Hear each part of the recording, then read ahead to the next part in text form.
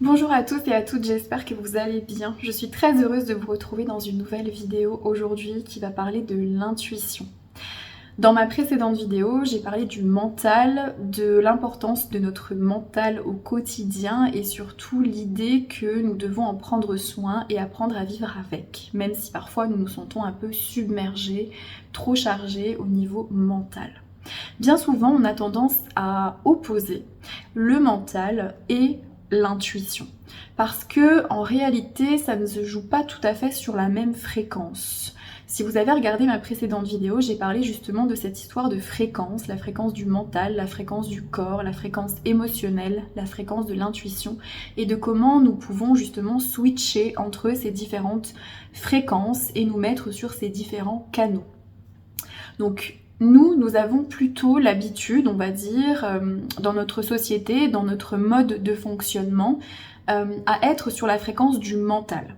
Le mental, comme je l'ai déjà dit, c'est un outil qui nous permet de penser, qui nous permet d'être conscient, qui nous permet d'organiser, qui nous permet de structurer, de décider et d'accomplir et de réaliser un certain nombre de tâches dans notre vie quotidienne.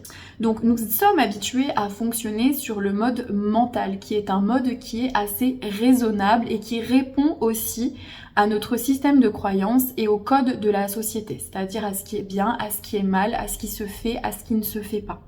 Donc le mental, en fait, est structuré de cette manière. Il peut être plus ou moins rigide en fonction des personnes. Les personnes qui sont par exemple très sur la fréquence mentale sont des personnes qui vont avoir une forme de rigidité, c'est-à-dire qui ne vont pas souvent switcher entre le mental, l'émotionnel ou encore l'intuitif. Ils vont souvent rester dans la case du mental, organiser les choses, structurer les choses, et dès qu'il y a quelque chose qui ne va pas rentrer dans une case, ça va être très très compliqué pour eux de l'accepter, de l'intégrer dans leur vie, voire de le supporter. Le mental, c'est quelque chose qui est conditionné, c'est-à-dire que ça se conditionne à mesure qu'on grandit, à mesure qu'on avance dans la vie. Quand on est petit, en fait, on va plus fonctionner en mode intuitif, on va plus utiliser notre intuition parce que justement on n'a pas encore tous ces codes, on n'a pas encore tous ces conditionnements. Donc un enfant, si vous l'observez, c'est un être qui fonctionne de manière assez intuitive, aussi assez émotionnelle. C'est-à-dire qu'il ne cherche pas toujours à comprendre, il ne cherche pas toujours à interpréter ou à vouloir absolument mettre des mots sur les choses comme nous le faisons avec des interprétations mentales, mais il vit ce qui est présent. Il vit la tristesse, il vit la joie, il s'exprime, il va suivre son envie, il va suivre son élan intérieur. J'ai envie de faire ça, je vais y aller. J'ai envie de faire ça, je vais y aller. Il va passer d'un état à un autre comme ça avec une extrême facilité. Ce qui devient de plus en plus compliqué quand on grandit et qu'on entre petit à petit dans le système éducatif qui nous conditionne beaucoup aussi à la vie en société et qu'on commence à nous dire justement non, ça c'est pas bien, il faut pas faire ça, il faut plutôt faire ci, il faut plutôt faire ça, ça tu n'as pas le droit, ça tu peux. Et qu'on commence aussi petit à petit à nous interdire de nous exprimer au niveau émotionnel. Et bien plus on va nous conditionner à rentrer dans la fréquence mentale, et bien moins on va s'autoriser à vivre l'émotionnel et à vivre justement le sujet de cette vidéo aujourd'hui, le côté intuitif. Donc c'est comme si à un moment donné dans notre vie, quand on grandit, on a besoin de réapprendre à fonctionner de manière intuitive. C'est comme si, au profit du mental qui prend tout l'espace, on avait oublié qu'on pouvait aussi être intuitif, avoir une intuition et ne pas toujours réfléchir selon une certaine logique, ni organiser les choses dans notre vie selon une certaine logique. Le mental est très fort pour planifier, il est très fort pour avoir des projections, pour avoir des projets, pour avoir des idées préconçues sur les choses de la vie.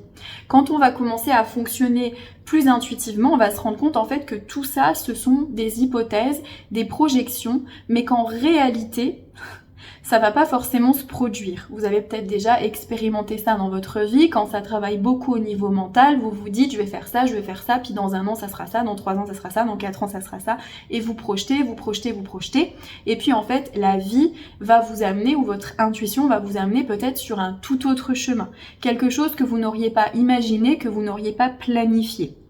Ça, c'est un peu les surprises de l'existence. Donc si vous suivez votre intuition, vous allez fonctionner, on va dire, moins avec le mental, moins avec les codes et moins avec le conditionnement. L'intuition, c'est vraiment quelque chose qui se trouve à un autre niveau à l'intérieur de nous. C'est quelque chose qui ne répond pas au code du mental, ni d'ailleurs à la construction de l'ego. C'est quelque chose qui va bien au-delà de ça. Quand on a une intuition, ça peut se manifester à l'intérieur de nous de différentes manières. Ça peut être par exemple une pensée insistante, ça peut être une impression, ça peut être un ressenti, ça peut être une sorte de message qu'on va recevoir, ça peut être visuel aussi, quelque chose qu'on va voir ou qu'on va concevoir dans notre esprit et qui va nous sembler la bonne marche à suivre. Quand on a ces appels-là intuitifs, ces appels, ces élans intérieurs, c'est pas toujours compréhensible par le mental, c'est pas toujours, ça rentre pas dans la logique du mental. C'est pour ça que parfois ça peut être un peu effrayant parce qu'on peut se dire mais attends, pourquoi j'ai cette idée? Pourquoi j'ai ça qui me vient? Pourquoi là maintenant j'ai l'impression qu'il faut que j'appelle telle personne? Pourquoi là maintenant j'ai l'impression qu'il faut que je me rende à tel endroit? Pourquoi est-ce j'ai l'impression qu'il faut que je fasse telle action? Alors que c'est pas du tout ce qu'on avait prévu, ce qu'on peut imaginer ou ce qu'on se dit qui serait bien de faire. C'est pour ça qu'on a tendance, quand on est très mental et qu'on est habitué à être sur cette fréquence, à écraser les élans intuitifs, les élans intérieurs par habitude. C'est pas qu'on le fait exprès, c'est juste que ça nous semble tellement irrationnel, tellement irréel d'avoir ce genre d'intuition que du coup on va se dire mais non. Et on va le mettre de côté. Non, non, mais n'importe quoi, ça ne rime à rien, ça ne veut rien dire, je ne veux pas écouter ça, je comprends pas. Et quand on comprend pas, ou qu'on voit pas la suite, ou qu'on sait pas ce que ça va donner, que c'est un petit peu inconnu et bizarre, on a tendance à le mettre de côté parce que on veut pas s'occuper de ça. On veut pas aller voir, on veut pas prendre de risques, on veut pas prendre le risque de s'écouter et d'agir de manière différente. Donc très souvent, paf, on va mettre ça de côté, on va laisser le mental reprendre le dessus et nous dire que non, ce n'est pas raisonnable, ce n'est pas logique. Souvent, il peut y avoir une sorte de bataille à l'intérieur, une sorte de tension entre justement le côté logique du mental et le côté intuitif qui, lui, va ne répondre à aucune logique. Donc, quand on vous dit, par exemple, appelle une telle personne ou une telle personne alors que c'est quelqu'un à qui vous avez peut-être pas parlé depuis 10 ans, ça ne répond à aucune logique, ça peut paraître mais complètement absurde. C'est pour ça que quand on apprend à suivre son intuition, on apprend vraiment à vivre et à faire les choses de manière différente. Donc évidemment, quand vous êtes intuitif et que vous suivez vos élans intérieurs et vos appels, et que vous êtes entouré de gens qui ont l'habitude de vivre sur la fréquence mentale, vous allez peut-être passer pour un fou. Parce que les autres vont se demander, mais enfin, mais qu'est-ce qu'il ou qu'est-ce qu'elle fait? Pourquoi est-ce qu'il ou elle se comporte comme ça? Pourquoi est-ce qu'il dit ça? C'est quoi ses idées? Donc évidemment, ça peut parfois être un peu oppressant, parce qu'on va avoir l'impression que les autres ne nous comprennent pas, que les autres ne comprennent pas en fait nos prises de décision, les choix qu'on va faire ou les élans qu'on va suivre, parce que pour eux, c'est complètement absurde et ça n'a pas de sens.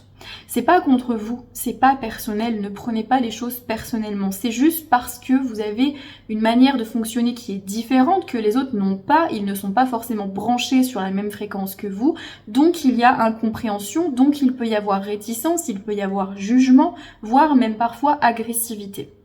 Donc, quand on apprend à refonctionner, on va dire, de manière intuitive et d'être un peu moins sur la fréquence du mental, et ben ça peut donner lieu à une sorte de combat intérieur et ça peut donner lieu aussi à une sorte de combat avec le monde extérieur qui ne comprend pas toujours nos agissements et nos prises de décision. Mais c'est pas grave parce que le chemin, on le fait pour nous avant tout et donc cette expérience de la fréquence intuitive, on l'a fait pour nous aussi, pour voir comment ça peut être différent. Comment est-ce que je peux me laisser guider par autre chose que mon mental, par autre chose que les codes, par autre chose que les habitudes ou les conditionnements? Comment est-ce que ma vie, elle peut être et comment est-ce que moi je peux être quand je laisse cette intuition s'exprimer, ces élans-là me guider et jusqu'où ça va me mener? C'est pour ça que sur ce chemin intuitif, ça demande aussi une certaine curiosité. Ça demande aussi de se départir de certaines peurs, de certaines idées préconçues et de se dire, ok, j'ai cet élan-là, et parfois c'est très fort la manière dont ça s'exprime, c'est-à-dire que ça ne vous laisse parfois même pas le choix, tellement c'est puissant et tellement vous sentez que c'est là que vous devez aller, que c'est exactement ça que vous devez faire. Quand vous avez cette certitude en fait intérieure, c'est plus fort que le mental. Donc à ce moment-là, vous allez vous mettre en mouvement.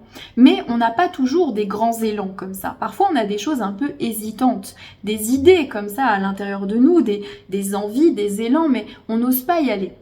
Donc c'est pareil, ça prend du temps pour se faire confiance à cet endroit-là, pour rester sur cette fréquence intuitive, pour la cultiver, pour l'alimenter, pour la découvrir, pour se voir aussi fonctionner dans cette fréquence-là, laquelle on n'a pas forcément l'habitude. Donc c'est un véritable chemin et c'est un véritable apprentissage. Mais ce que ça nous permet de se mettre un peu plus sur la fréquence intuitive, c'est déjà de relâcher la fréquence du mental qui est souvent très surchargée. Donc ça permet de descendre un peu à l'intérieur, ça permet de descendre aussi au niveau du cœur, ça permet de s'ouvrir, ça permet d'être un peu moins dans le conditionnement et dans la rigidité. Donc ça va apporter aussi une certaine forme de légèreté. Parce que quand vous vous branchez à votre fréquence intuitive, moi je la situe à peu près ici, voilà, dans mon corps, quand vous vous branchez ici, en fait, vous êtes plus, on va dire, en lien avec le monde et avec vous-même. C'est comme s'il y avait une sorte d'ouverture qui se faisait presque automatiquement, alors qu'au niveau du mental, souvent, ça peut être un peu fermé, ça peut être un petit peu obstrué. Donc ça permet en fait de faire descendre les choses à un autre niveau, et donc ça va prendre aussi une autre densité, ça va prendre aussi une autre texture dans votre vie. Donc ça, c'est important quand on est intuitif de pouvoir ressentir ça, de pouvoir sentir où dans notre corps ça se situe, où est-ce que la communication elle se fait et comment est-ce que ça se manifeste, parce qu'on a chacun nos canaux de perception. Et on est intuitifs tous de manière différente. Il y a certaines personnes qui vont avoir des intuitions par exemple quand elles ont les mains sous l'eau. Il y a d'autres personnes qui vont avoir des intuitions quand elles se réveillent le matin ou quand elles s'endorment le soir. Ah tiens, il faudra que je pense à ça. Ah tiens, faut que j'appelle telle personne. Ah tiens, faut que je fasse ça exactement demain à telle heure. Des fois, ça peut être des choses comme ça qui se manifestent en fait dans notre quotidien.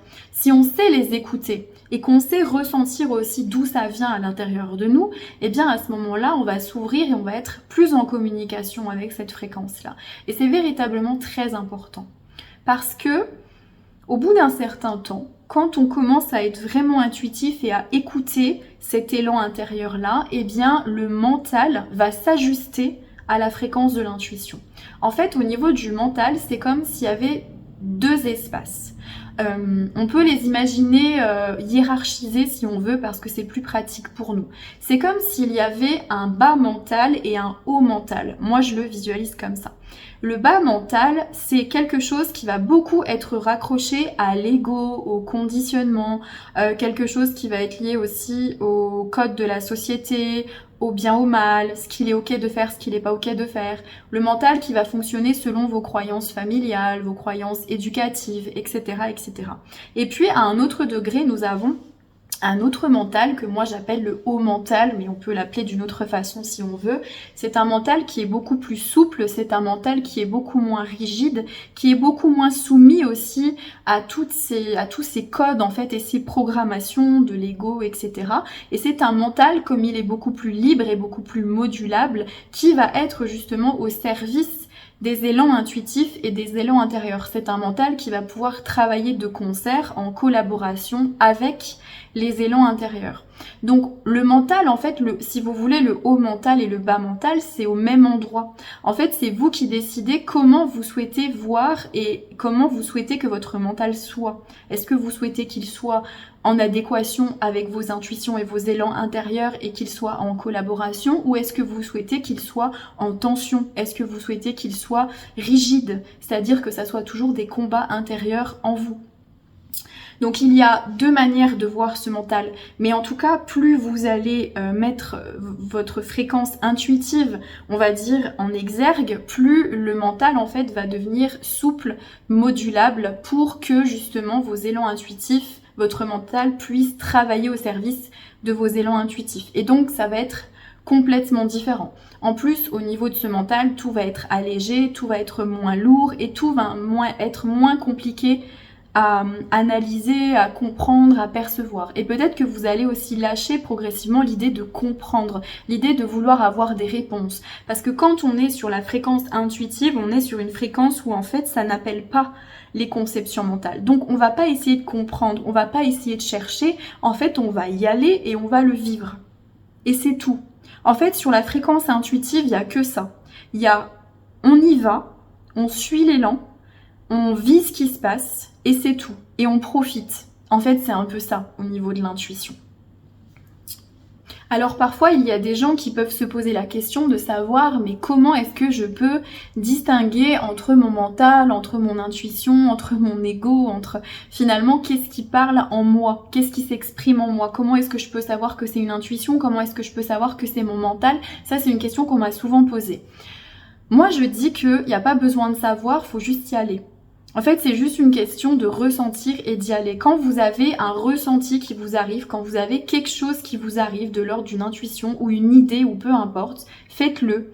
Allez au bout, peut-être. Voyez si ça en vaut la peine finalement. Et puis vous saurez très vite distinguer en fait si c'est quelque chose de l'ordre d'une peur, si c'est quelque chose de l'ordre d'une croyance ou si quelque chose de l'ordre d'une intuition. Attention, quand on suit ses intuitions, dans la vie, ça veut pas dire qu'on va réussir, hein. Suivre son intuition n'est pas égal à je vais réussir ma vie et tout va être magnifique pour moi, hein. On est bien d'accord que si on se branche sur cette fréquence, notre vie va pas devenir idyllique, merveilleuse, etc. Ça va pas nous empêcher de vivre les épreuves de la vie, hein. Parce que parfois, dans la spiritualité ou le développement personnel, c'est ce qu'on entend. On vous dit suivez votre intuition, vivez votre vie comme un Bouddha, utilisez la loi de l'attraction et puis dans votre vie tout ira mieux. Non, absolument pas. En fait, ce que ça vous permet, l'intuition, c'est de développer un aspect de vous qui n'a pas encore été développé. C'est quelque chose qui vous permet de vous explorer dans d'autres aspects de vous-même. Et si vous êtes ici sur Terre, c'est pour ça en fait, c'est pour vivre l'expérience de qui vous êtes. Donc vous allez forcément explorer tout au long de votre vie des aspects de vous, des parties de vous, des façons de fonctionner. Donc là, on est vraiment là-dedans, c'est-à-dire je m'expérimente intuitivement. Qu'est-ce que je suis comme être intuitif ? Je ne suis pas qu'un être mental, je ne suis pas qu'un être qui pense, qui réfléchit, qui analyse. Je suis aussi un être qui suit les élans intérieurs, qui suit les élans de son cœur. Je suis aussi un être qui fait confiance à ces intuitions-là, qui se fait confiance aussi, parce que quand on est sur l'intuition, on est aussi sur la confiance, parce qu'on est dans la foi, on est dans l'idée de je suis le mouvement et on va voir ce que ça va donner. Donc suivre cette intuition, c'est une chance pour vous de vous explorer dans cette fréquence-là. C'est de vous ouvrir à quelque chose de différent et de voir comment votre vie elle va être si vous suivez votre intuition. Donc faites-vous confiance, accueillez les ressentis que vous avez, les idées qui vous parviennent, les élans intérieurs, suivez-les et vous verrez ce que ça donne. Il n'y a que en suivant les élans que vous saurez si c'est de l'ordre du mental ou de l'ordre de l'intuition. En fait, finalement, bon, c'est pas très important. Ce qui est important, c'est que vous vous fassiez confiance et que vous suiviez, ce qui en vous est en train de s'exprimer, est en train de dire quelque chose. Mais la plupart du temps, ce qui est en nous et ce qui veut dire quelque chose est tellement écrasé par les pensées, les considérations, les jugements d'ordre mental, que du coup, on peut pas, en fait.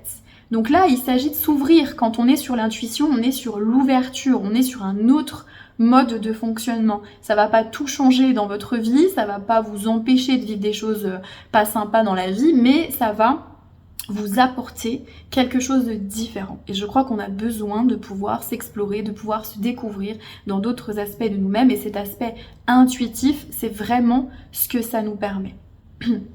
Au-delà de cette intuition, de ces aspects intuitifs, on pourrait parler par la suite bien sûr de ce qu'on appelle l'extrasensorialité, de ce qu'on appelle les ressentis en lien avec ce qui est invisible, ce qui est perceptible, voire même les perceptions. Mais ça, c'est quelque chose qu'on développera dans une autre vidéo. Et bien voilà, l'essentiel du message étant passé au niveau de l'intuition. Si vous avez des questions à ce sujet, n'hésitez pas, ou des partages, des commentaires, n'hésitez pas non plus. Merci de m'avoir écouté.